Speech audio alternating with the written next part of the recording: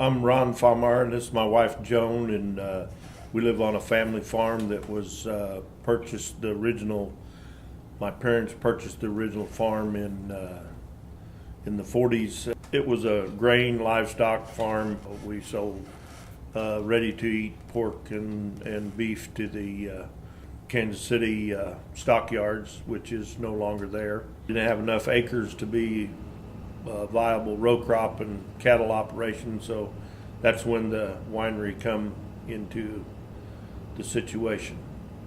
Brandon and Bradley, and Brett to a point, had thought about grapes while they were at Mizzou, at Les Joie, I believe that's where they spent a lot of time, unbeknownst to their parents. At the time. I'm Brandon Fahrmeier with Fahrmeier Family Vineyards and Fahrmeier Farms. Went to college and was a school teacher for a few years and was offered an opportunity out in Eastern Ohio in corporate world and sales. I basically traveled 22 states and decided that once I had kids, I really needed to move home. Well, when you move home to the farm, nobody wants to give up their income. And so my opportunity was to start a winery because I had been making wine in my basement and as a hobby. And so it just felt like it was a natural fit to kind of the agritourism part of the farm with the vegetables and school tours, things like that we're already doing. In January 2008, there was 20 head of cows standing in this barn, looking out that door over there. And in November 2008, we served the first glass of wine. There's no place around in small towns for people to hang out anymore. So this kind of seems to be their hangout.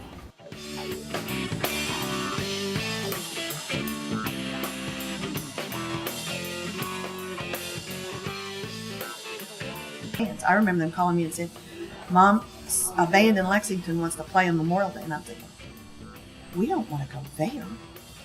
And we did. And that particular band brought in, 200, 300 people? That first night. Some of them spend the whole day here, just drinking wine, and they walk around through the vineyards and seem to enjoy themselves.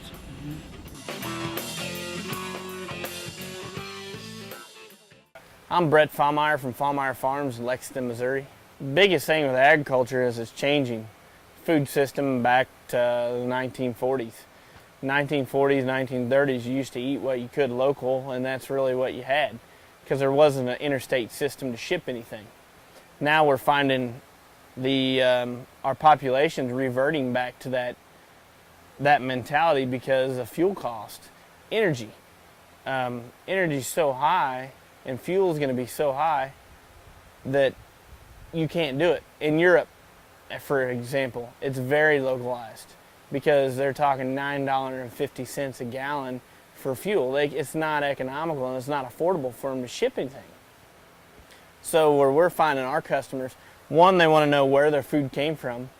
Two, they want to know, is it local and is it fresh?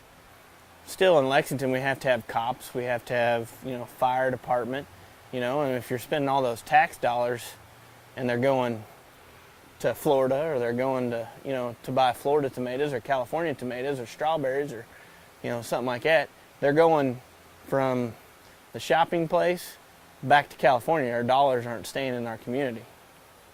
So that's another way why people are wanting to shop local and buy local.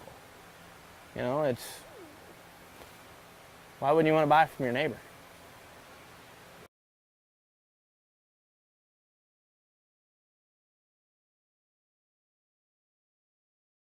My name is Chris Raggi. I'm the Director of Solar Design for Cromwell Environmental.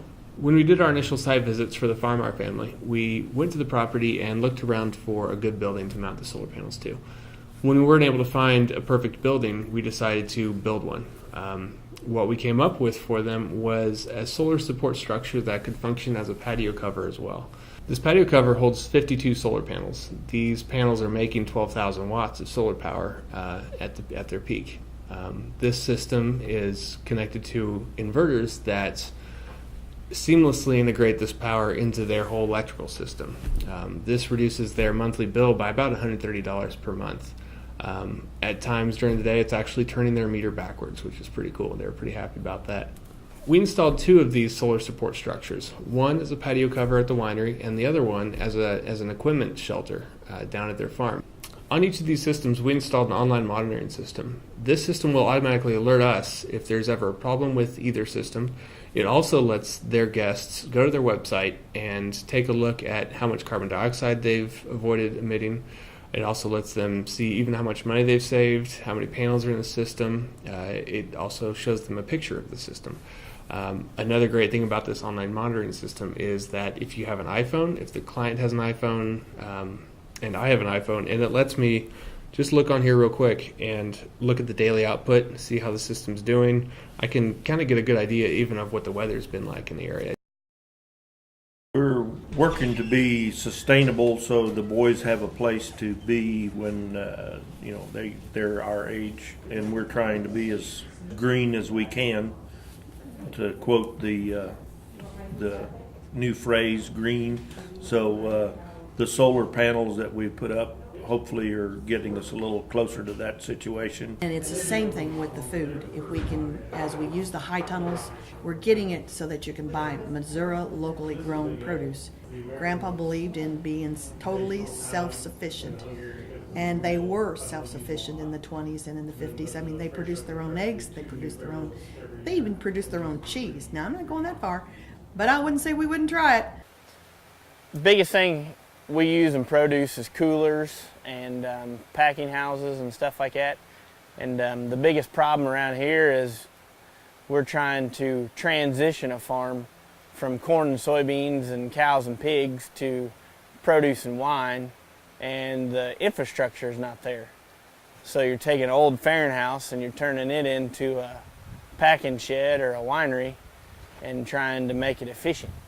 And that's one of the key things where solar power for us down the road will be key, because it's hard to make things efficient. And old 1930s pig barn is not probably the most efficient heating and cooling thing in the world. But you use what you got to do what you need to do. I guess what I would say about Cromwell Environmental, in my opinion, they made it so easy. I mean, it really, when it comes down to it, it was just seamless. I mean, it was a great opportunity in all aspects. As far as the sales process was easy, we understood what we were getting, and I mean, it was just it was like they just appeared almost. Finished is, I guess, would be the best way that I could sum up the scenario. And we don't even realize they're there. I mean, they're part of the farm. I mean, the project, when it was completed, they look like they were meant to be there. And I think that's what solar panels and anything that's green should be. You shouldn't know that they're there. They should just become part of the lifestyle.